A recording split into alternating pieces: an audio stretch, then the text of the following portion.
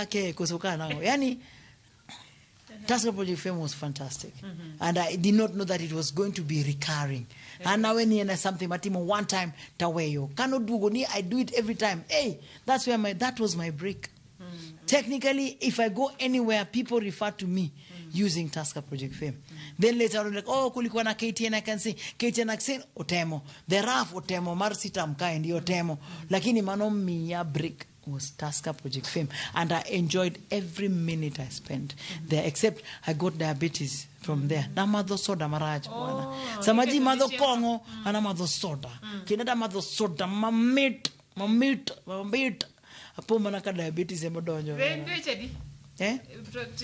Usually it used to be 75 years. Yes. Then higa kahiga, it should be 75 days. Yeah. Modaka daka kanyo, everything is kanyo. Lakini staff wako kanyo, only the students emoda kanyo. That was a fantastic show. I used to look forward for it. And maniji la orega.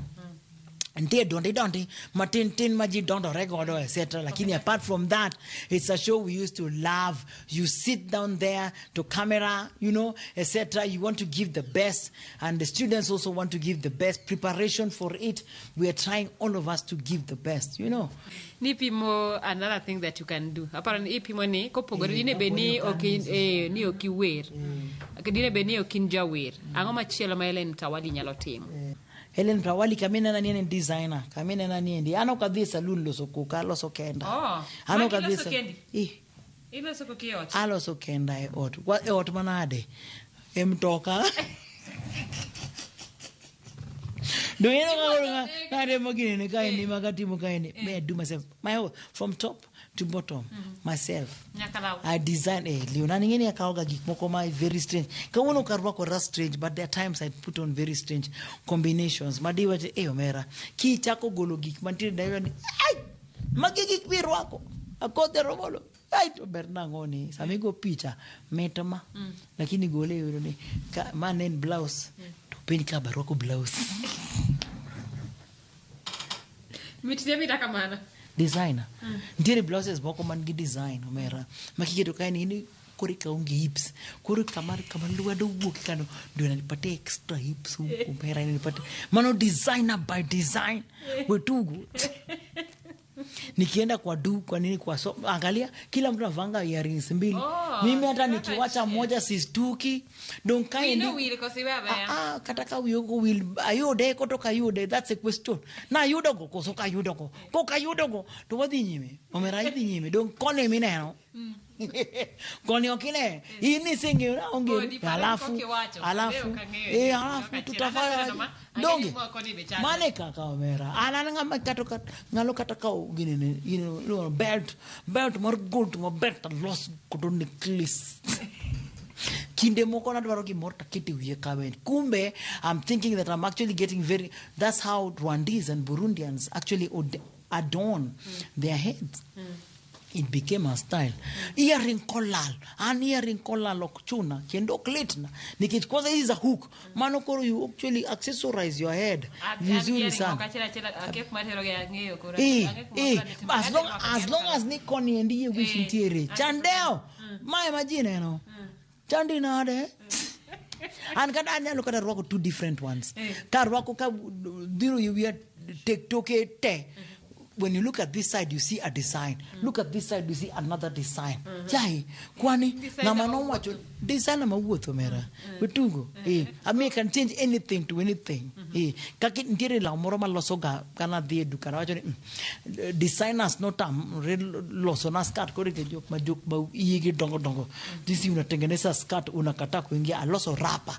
Rapa no you can put on 7 different ways. So if I was not a singer, I would be a very good designer in the kitchen, cooking, as well as designer for the house, interior design, as well as designer for the way I do. Fashionista.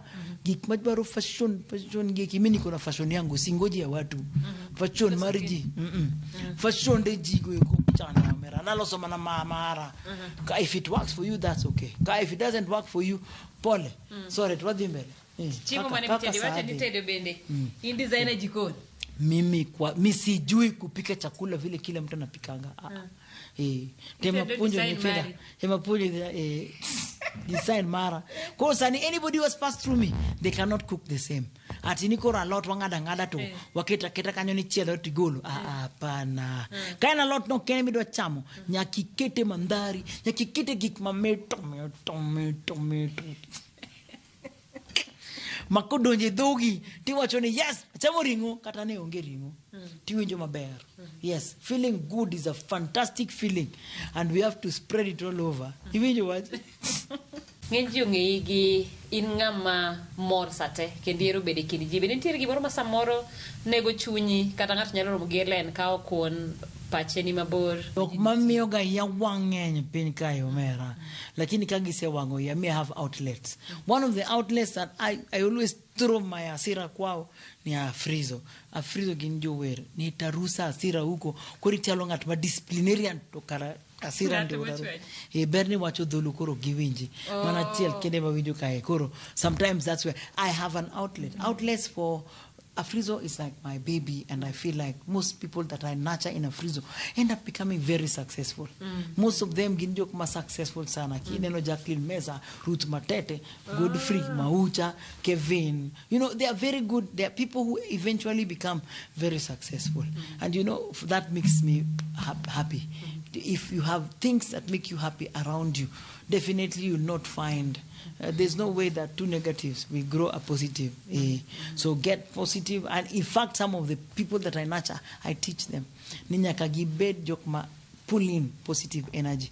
Positive energy will make you younger. Positive energy. And sometimes people ask me, hey, Yawa, you are young forever. Kakananeni 1920. You know, it's because I draw from positive energy. I love positive energy. The other day na chako daoginya tina moroka hindi ni unyize ni hero park sana. Park is good. You know, God also thrives in park. Human beings as well. If you park or a minister, definitely kano pesa moro ubugulu mumi. Paka. But it's not the park that actually replaces God, no. But it's a certain park. It's called positive energy. Give glory to where it belongs. Give what? Give credit to where it belongs. I thrive in that. Naromo ko digi ni mang'eny mokalo. To ka ng'i kawuono bede kawuono tin saiti. Avoid joke ma pull it down.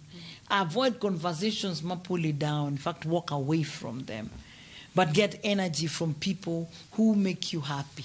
Smiling ni, nyero ni, omera kataki yudo smile lines go ber. Mi da kaminga.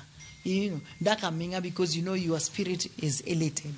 You actually look forward to another day because of positivity. Nyasaye bende is number one. Nyasaye ki sengyo Nyasaye to kinde moko seche ma intire mi pondo ma kidwa mondo jione ni chande imanyo scripture that gives you encouragement because we have all answers in scripture. Personality nyathini mokao and then legacy machalo nade mi dwa weyo e sector mar tiego duol kata wer. Nyara no jaro wer na kabisa wacho ni work hard abagi work smart. Nikech eno tiyo kwa internet mtandao joka AI. Lakini man of course bring dollars and mara ni bring shillings. Lakini right now as we talk she has done a few shows with me. Alifanya Sarafina. I'm an actress as well. Not even Sarafina. She actually acted. The heavy dance, she was doing it. So she was able to do that successfully. After that, she got another one. And after that, got another one, etc. So she has started appreciate music and acting coming through. Actually, music, dance, drama, creativity, writing, they go together. Mago 67 jobs, you know. So apart from that, anenoka bende utimo psychology. To psychology no konye, ambe okonya. Because kana usipunjure kama nutane ka daktari intere ot. Kantire gik machanda, I can blatantly speak to her. Embende kantire gik machanda, we talk. Conversation. So mano help our relationship to really grow. Kinde mokona agento magito tiga thomera. Ma benanyuolo, you know. But later on, Kawasichako understand each other. I realized that a lot of me is passed on to her. Inyawacho ni sector mar art kata thum e Kenya ka osedongore machalo nade? Mano art pa? Art? The sector mar art, Yes. where thum, tuke, osedongore machalo nade over the years. Yeah. Alafu sani ka Over koro- the years, sani ok chalre ka chon. Nikech sani ni nyalo gi live by music alone. Music can live by music, by drama. Some of my students watimo gite. The good thing iluongo ni geniuses, iluongo ni musicians or artists nikech we have capacity to be able to accommodate all these 5 disciplines I'm talking to you about. Kendo ni wache maber nikech ing'e ni CBC obiro tineno ka nyithindo te iringi tere STEM. Ing'e ni janyuol machon kata millennials oseng'eyo ni kuma ber en kwano. Koro ng'ato paro ni dwa dhi wer nyaka kanye. Koro paro ni kiwacho kaka wasedongore mondo ji ong'e Wanyisi ni ni, piny oselokore. this is what where biro comes with. Kaka sewacho ni music, as you think about music itself does sharpen skills gig. Any musician, winj werene, Gel Joju, Rusasaki Kikrokro, NH Sapro Ek, Sijeledo, Jaoj Minaha, Zehak Zekmal, Mama Lujo Ak, Rokoko Gaefe, Phil Kol Tesa, Tim Tit Phil Heja, Pepe Joju, Revelation, Mago 66 books of the Bible in order. Oh. In order, makani nyathi dwaro master kwano, rhythms, aloga rhythms, odwa master patterns, certain patterns, oketi wir. Toko seketi wir kodhi. That's why most musicians ukiangalia vizuri, most musicians are very sharp. Kano chunga Mata kidwa meda bukinyi. gimoro, hata tieko gi kanyo. Nitie gimo midwa meda makia. One of the things ma da watch ne jo music. Kiki dhi tim music nikiti dwaro pesa. Kendo kanyo wadhaoga kabisa. Kidwaro pesa bende ofuo.